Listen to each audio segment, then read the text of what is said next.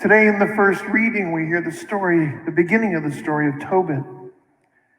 Tobit has an accident. He starts to go blind. The doctors try to work on it. It gets worse and worse and worse until he can't see at all. His wife has to go out and ply her fingers to the spindle and to make woven cloth to feed the family. It had to be really, really torture to him personally, because back in the ancient Near East, women worked at home. They never fed the family. As a matter of fact, if a woman's husband died and she had no children, she was in a lot of trouble. She'd probably be homeless unless some cousin took her in, because there were no jobs for women that paid. They worked at home. And so it had to have been awful. And not just that, because in the ancient Near East, they also believed that if something bad happened to you, you went blind or deaf or broke your leg, you must be a sinner. So he's got all this going on in his mind, and he feels so little.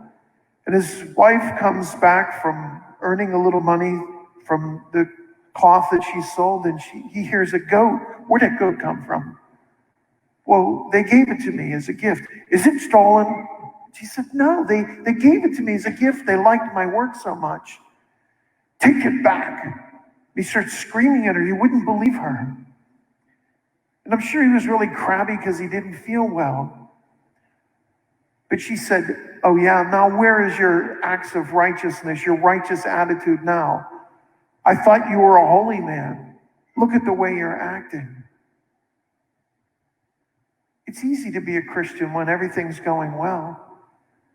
It's easy to be holy whenever everything's going your way. It's in those days when things are going badly, in those days we don't feel well, the days that we're tired, the days that we're frustrated, that our real faith has the test.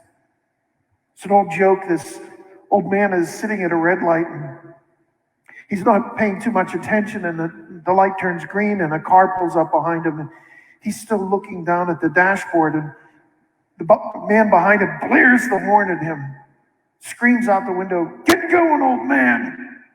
And he gets excited and looks up, and he stalls the car, and he's trying to start it and start it and start it. It won't start until it goes through the whole green light. Finally, he leaves just as the light turns red, and the man is behind him is sitting there, and he's swearing up a blue streak. All of a sudden, you hear, siren comes, and a police officer pulls up behind him, comes up to the window, knocks on the window. License and registration, please. Officer, what did I do? I didn't go through the red light. License and registration. He gives him his license and registration, goes back. Seems like an eternity, and he finally comes back and hands him his license again. He said, I'm very, very sorry. He said, what did you pull me over for? He said, well, I saw that sticker on the back of your car that said, Jesus is my co-pilot, and Jesus saves on the other side, and a little fish with a cross in the middle of it on the back bumper. And I heard you talking like that, swearing out the window. I was sure that your car was stolen.